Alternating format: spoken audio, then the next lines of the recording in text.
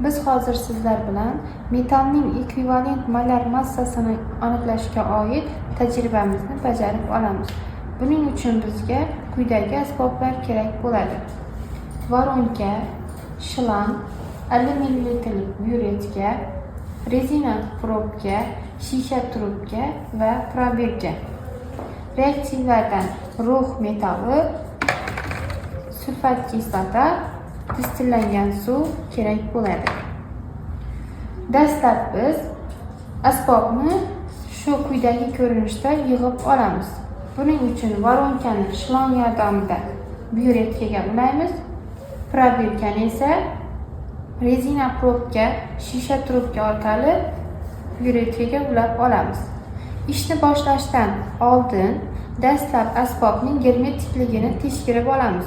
Buning uchun voronka yordamida distillangan suv solamiz byuretkaning sathigacha.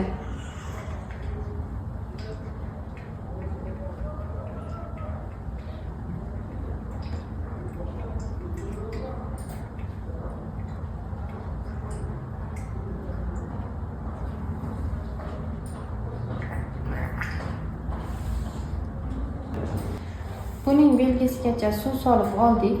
Endi bu asbobimizning germetikligini tekshirib olamiz. Buning uchun shtativning tutqichi bo'shatilib, byuretka voronkadan salgina pastroqqa tushiriladi.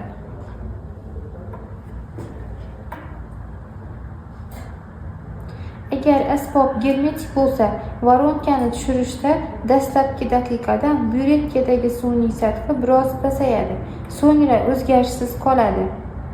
Agar suvning sathi to'xtovsiz pasayib borsa, bu asbobning havo o'tkazayotganini bildiradi. Shu sababli uni yig'ishda yo'l qo'yilgan kamchiliklarni ko'rib olishimiz mumkin. Ko'rib turganingizdek, suvning sathi biroz kamaydi va u to'xtab qoldi. Demak, asbobimiz germetik ekan.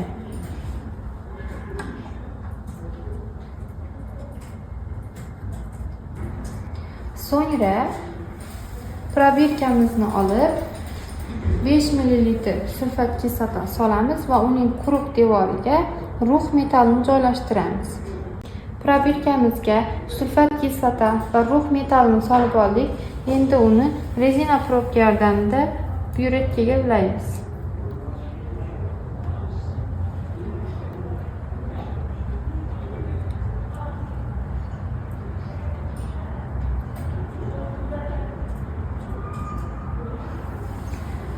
Dastlab suvning sathi yozib olinadi, keyin rux metali sulfat kislota bilan reaksiyaga kirishtiriladi.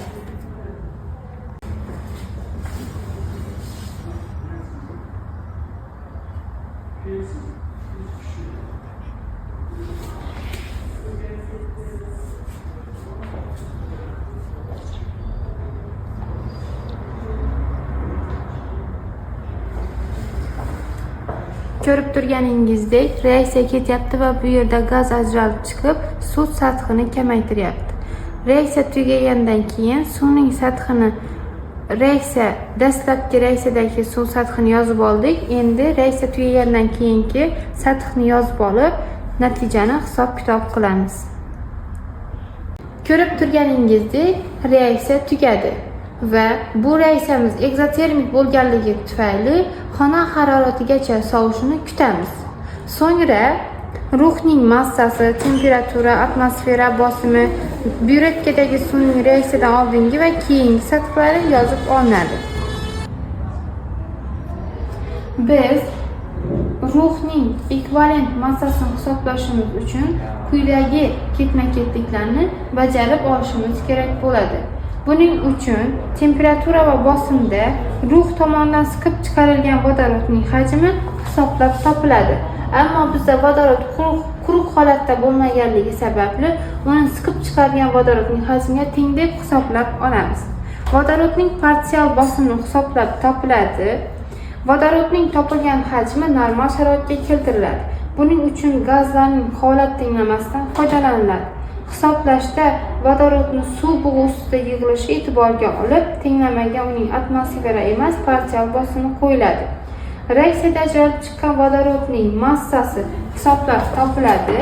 va ekvivalentlar formulasi asosida ruhning ekvivalenti hisoblab topiladi.